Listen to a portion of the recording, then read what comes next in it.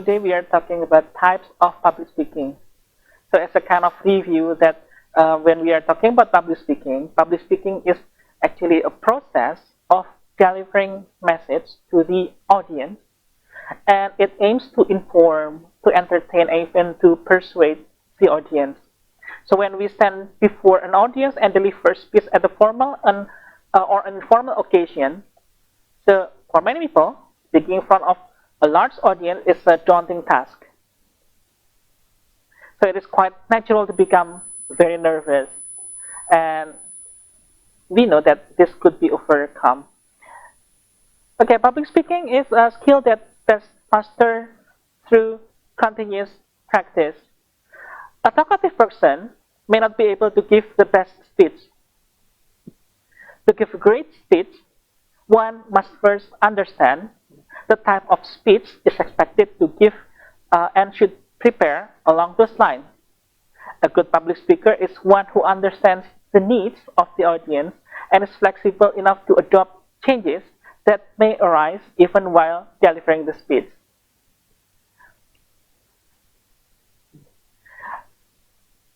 Okay, next we are talking about types of public speaking. We have actually so many types of public speaking, but we have four big types of public speaking. The first is speaking to inform, as you can see in the slide.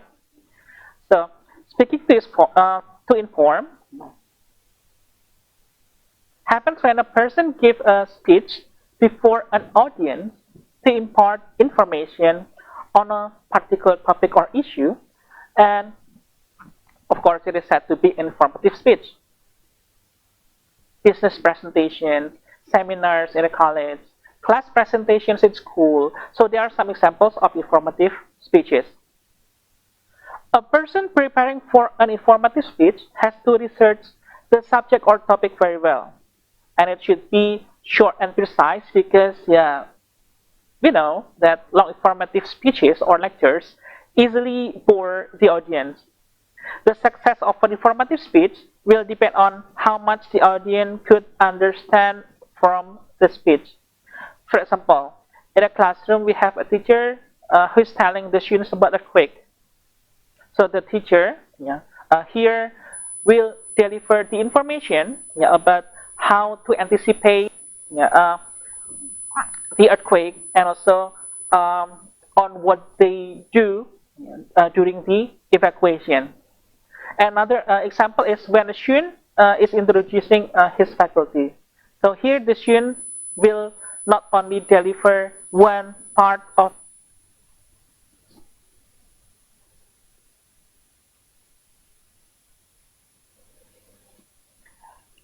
Secondly, as the name per speeches, this is the one when we deliver the message to the audience and we try to persuade or even to convince the audience about an idea or a product. These speeches aim to influence and change the opinions of the audience.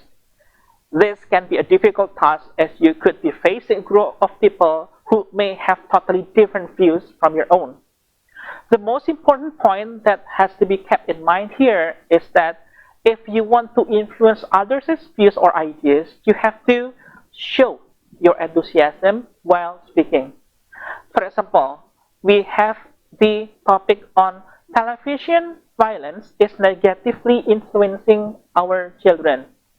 So we need to have more idea to persuade the audience that television violence is actually negative for the children. The examples, also our views. So this is actually a good way to do the speaking for persuade. And another idea is speaking to actuate. Speaking actuate is actually a higher level of persuasive speaking. So the speaker goes a step beyond persuasion and convincing. The aim of this speaking type is actually to motivate people enough to take a specific step, that is to act. This is powerful level of speaking. people have achieved this level of mastery of the art of persuasion where they could so deeply convince people that they move into action. So this type of speech is useful in conflict situations like war, for example. It is also in action when a speaker not only tries to garner support for some cause or reasons, but also wants the people he's speaking to join him, actualizing it through concrete action. It is characterized by a show of charisma, very strong words, and also great emotional involvement and display of conviction. So, for example, the orators. So, when you join the strike, for example, so the leader does not only ask you to show or to follow his idea, but here he or she also shows the great involvement, emotional involvement on this action. Okay, and another idea for this, or the fourth, is speaking to entertain. Okay, so ceremonial speeches are another form of public speaking and usually given at, for example, weddings, funerals, graduation parties, retirement parties, etc. And one very important factor to make these speeches effective is to add a personal touch. Because in entertainment speech or entertainment public speaking type, so it is fine for us to, let's say, show our closeness to the person that we are aiming to give or to deliver the information or the speech here as to. One gives these speeches for people one knows, and it would be great if one can bring stories, for example, and also incidents about the respective person. So, yeah, just like what we see in, for example, some movies when the actors just deliver their speeches in wedding, for example, or birthday parties. So, this speech can also be humorous, touching, and also emotional, as per the occasion and also the mood. So, however, one should take utmost care not to hurt feelings by making snide remarks about them. So, although we are close to the person, so we can use or we can find the words to deliver, and we don't need to hurt the person by showing up or giving the humiliation to the person. Okay, and these are the examples of public speaking. We've got speech, discussion, presentation, and also debate. As the first idea for speech, this is the one that we will talk about for today. And for these four ideas, speech is somehow different because speech is only one-way communication, and when the speaker delivers the idea, he doesn't get the feedback from the audiences. So this is the idea for speech. The formal occasion, when someone speaks to an audience, and we don't get the feedback from them. And the second is discussion. The third, presentation, also debate. So for discussion and presentation, they can we can say that they are different from speech because discussion and presentation are interactive. So this is two-way communication. When we discuss, we deliver our ideas, and we need our partner or the one that we are talking to give his or her feedback to our idea. And it also happens to the presentation. After we present our idea or our material, and we need the audiences to give the feedback to our presentation. But it doesn't happen to the virtual presentation just like this, because I don't get the feedback from you. Perhaps the feedback will be in the form of comments. Yeah. The last one is debate. Yeah, debate also two-way communication. This is interactive, but this also could be one-way direction. Yeah, because for some debate types, we can only give our argument without giving the comments from the opponent's question or comments. But for other debatings, they we still accept the comments or argument from others. Okay, so this is the first idea that the idea that we're going to talk about for today. Sorry, potong ini ya. Okay, and this is actually the one that we are going to talk about for today. That is speech. Okay. Yeah, speech can be categorized into four broad areas. We will talk about for each part of this, and the first is manuscript speech. So manuscript speech, just like the name, so we use the manuscript or even the recording or the prompter while we deliver our message. Okay. For example, when we listen to the president, when he delivers the State of the Union message, so we listen to well-crafted speech being read from a teleprompter. It's been polished by staff, writers, and has been this many times. This is actually the one that happens for manuscripts. One, this is well prepared because this is two, having more time to compose. So we can polish the idea there, and we can give the words that could be strong or even was it provocative? Yeah, for for our speech. Yeah, the example for manuscript speech, but the presidential speech, or when the dean of the progress university or fact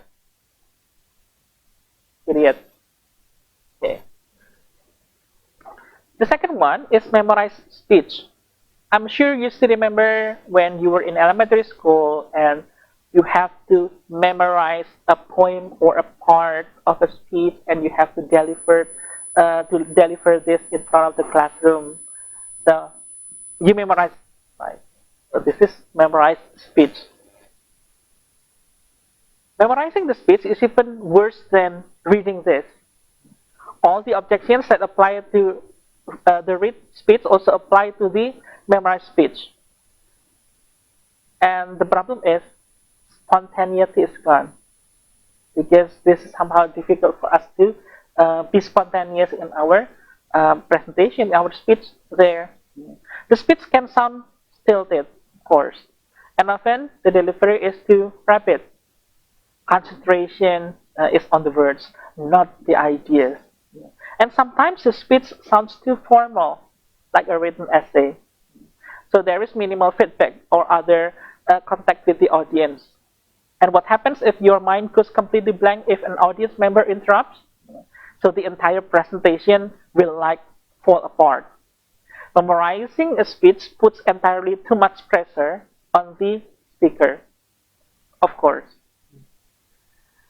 Okay, and I'm sure you've ever been in one situation when you are asked to say a few words without much preparation. For example, you become the honorary guest of one meeting, and then the host asks you to deliver the speech to honor the meeting, for example. This actually belongs to impromptu speech. We don't prepare any notes, and we don't even practice what we will say, and we are being asked to wing it. Okay. So this might seem scary, Since impromptu presentations are the most common type of public speaking, so this is spontaneous, with no preparation, no prior plannings, no notes, just do it, just like Nike. So we don't even know when we head into the class and finally the teacher just asked us to present something. So that's impromptu. And again, no prior planning, no notes. That's impromptu speaking. And the next is extemporaneous speech. So the focus of the most college courses in public speaking is the extemporaneous speech. This is because the type of the speech here is used most in, for example, business, education, preaching, and also political affairs. Only few of us will ever have a professional staff or speech writers or even deliver a speech with the aid of teleprompter. But when you do a speech or presentation to deliver, you will want to sound prepared, authoritative, and also clear. So simply stated, an extemporaneous speech is one where you will have time for preparation and practice, but will not be expected to read from a manuscript or to have the speech memorized. Yeah. And the next is the speech preparation. So in preparing the speech, we've got some steps to do before we do it before we present it. So, and of course, the one that we need to do is knowing the audience. By knowing the audience, we can prepare for things like, for example, how we suit the topic with the vocabularies that we will use for the presentations, the dictions, and talking about the scope of the topic that we can enlarge. And also, we need to identify the objective. So what is the purpose of our speech then? It is for information. We need to persuade the audience, or even we argue them, and we need them to agree with your idea. So just identify the objective first, and then gather the information. So of course, after we picked up the topic, we need to prepare for this. We need to read more. We need to get more information to support our idea that will be delivered, so that our presentation or our speech will be clear and penetrating. And then, if we do the speech for another person, for example, we can also interview the speaker. This is also a part of number 3, that is gathering the information, that interviewing the speaker can also enrich the information that we will give to the audience. And also, we need to set up one clear message.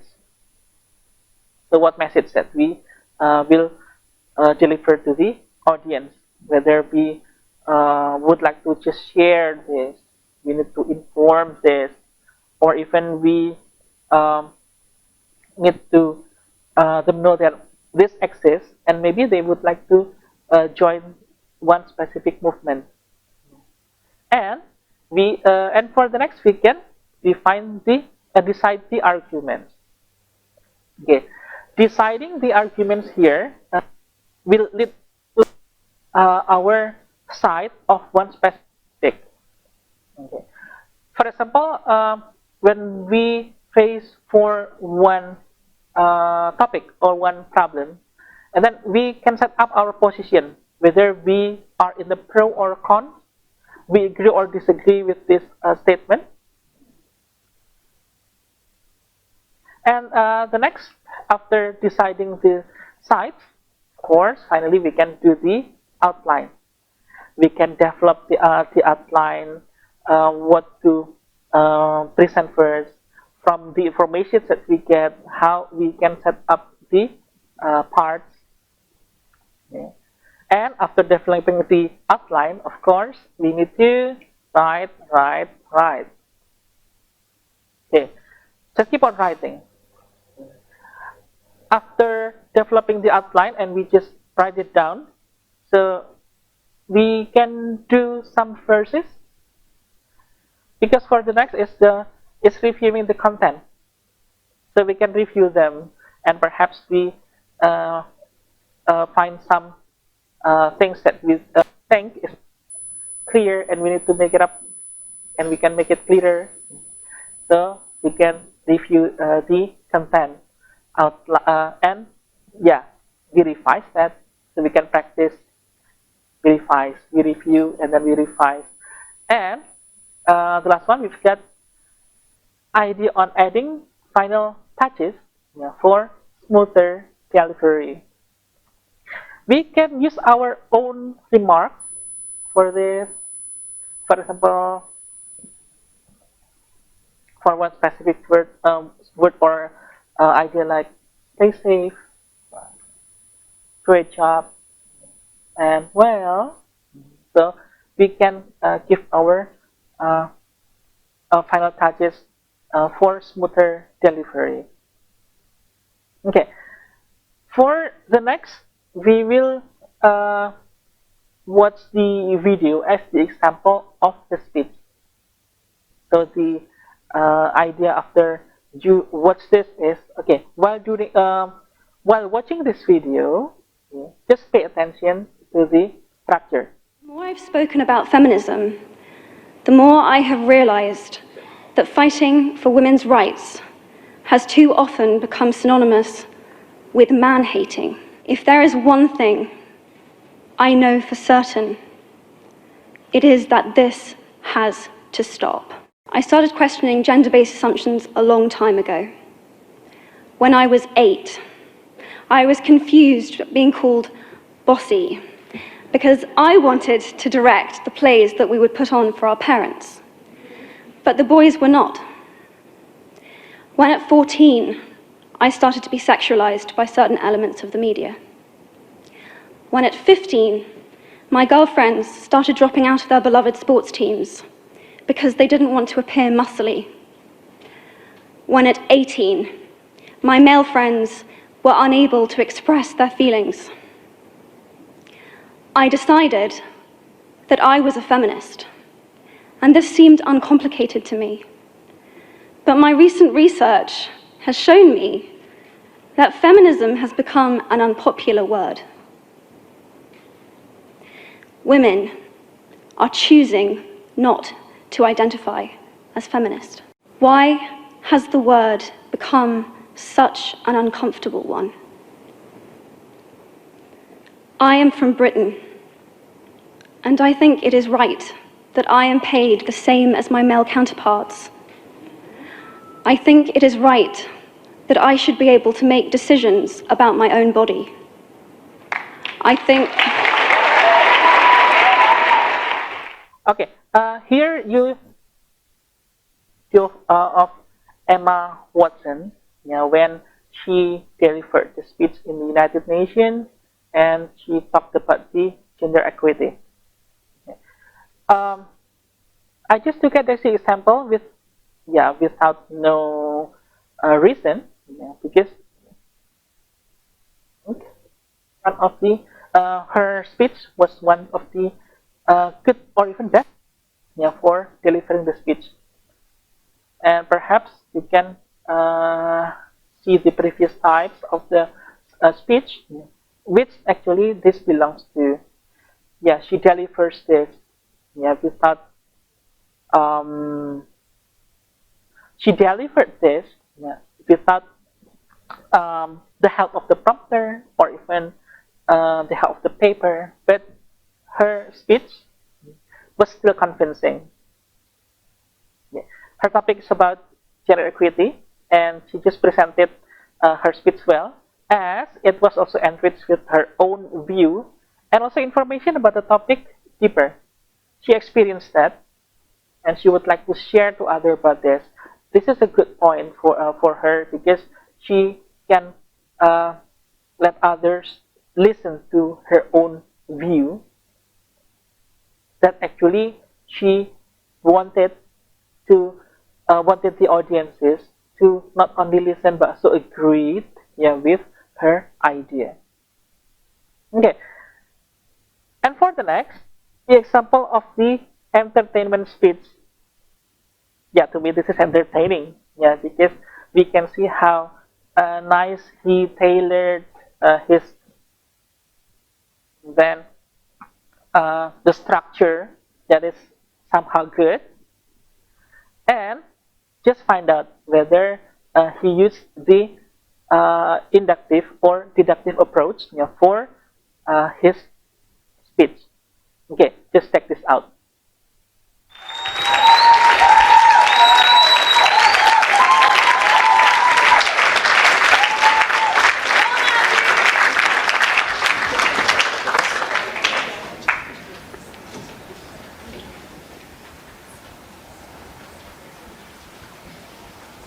Man makes the mistakes, and mistakes make the man. You and I were born to make mistakes. By virtue of being human, it's in our DNA. But as we like to say in Kenya, I was born special. Have you ever made a huge mistake in your life? If you have, say aye. Aye. Now count all those I's and multiply them by a factor of 2 to the power of 87.5 times infinity squared. That's how many mistakes I've made in my life. You see, Thomas Edison tried 10,000 times before he finally made the light bulb. I've made 10,000 mistakes and I still haven't had my light bulb moment. You all know Mark Zuckerberg? That's me with mistakes. Only if I had my own social media site, it would be called Mistake Book. You know Steve Jobs? That's me with mistakes. Only my name would be Steve Can't Get a Job. But I wasn't always like this. Maybe the reason for all my mistakes began long before I was born. 9 months to be precise. You see, by mistake, my parents told me that I was a mistake. But they kept me, thank God for that. The night before I was born, my father was having a party at my house, his house. The drinks were flowing, the music was thumping, everyone was having a good time. In fact, they slept at 2 a.m., but I would have none of it. By 5 a.m., my mother's water broke. She turned over in bed and tapped my father and said, "George, it's happening. We need to go now." My father must have thought he was dreaming because he mumbled in his sleep, "It's okay. We'll go in the morning. The baby can wait." My mother yelled at the top of her lungs. The whole neighborhood woke up. He got into the car. My father, poor guy, drunk as a skunk. He got in. We all got in.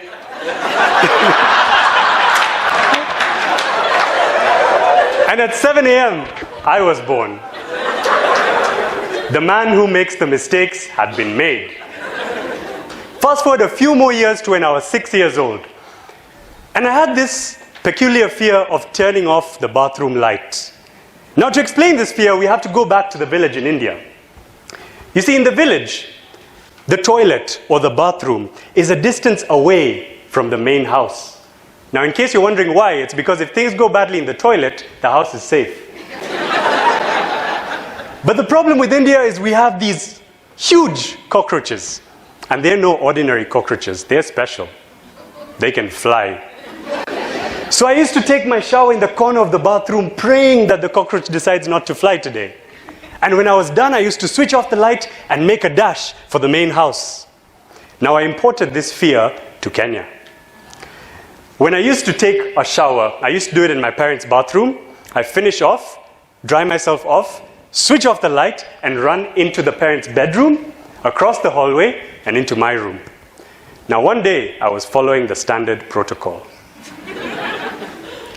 I finished my shower, I dried myself off, I switched off the light, and I ran naked as a jaybird, into a room full of ladies. My mother's friends. Halfway through the run, I noticed all these eyes staring at me, confused and amused. This made me run even faster. I reached the door, but to my shock, it was locked. I made a U-turn and ran back into the bathroom, the dark bathroom. You see, I'd much rather face the monsters in there than the ones out here. Needless to say, after that day, my fear of cockroaches, dark bathrooms, and monsters disappeared. Fast forward a few more years to when I was 13 years old. And like many boys that age, I had to face the knife. You all know what that means? If you don't, you'll have to Google it, because the rules prevent me from explaining any further. The surgical procedure was done, and I was taken home to rest with nothing but a kikoi to cover me. Unfortunately, that day we had guests. Even more unfortunate, they had a daughter my age. You see, my parents told her parents that I had faced the knife, but they didn't tell her because she's a child. She happily skipped into the room, ready to play hide and seek as usual, not knowing that that day I would rather just hide and not be sought. She came closer. I said, "Stop!" She said, "Why?" I said, "Because I have a flu and I don't want you to get it." She said, "Oh, that's so sweet, Matthew." To my relief, she left the room. Not to my relief, I heard her say to her parents in the next room, "Mom, Dad, I think he got it from me. I had the same thing last week, but now it's gone." Needless to say, her parents never came visiting a long time after that. Ladies and gentlemen, these three stories tell you why I'm like this, full of mistakes, more than the ordinary person. Have you made a huge mistake in your life that you were hung up on? Well, I'm here to tell you that it happens to all of us, but you come out of it a better person. It's also okay to laugh at yourself. Because if you don't laugh at yourself, people will laugh at you. If you do laugh at yourself, people will laugh with you, like you're laughing with me. So ladies and gentlemen, I invite you, take off the towel, take off the kikoi, and let's make mistakes, and let's laugh at them, because man makes the mistakes, and mistakes make the... Mr. Conscious Chair. Thank you. Okay, you have just watched the example of the entertainment speech, and that is actually the idea that we discussed for today. That is talking about one type of public speaking, that is speech. Okay, thank you very much, everyone. I'll see you around and stay safe. 再见。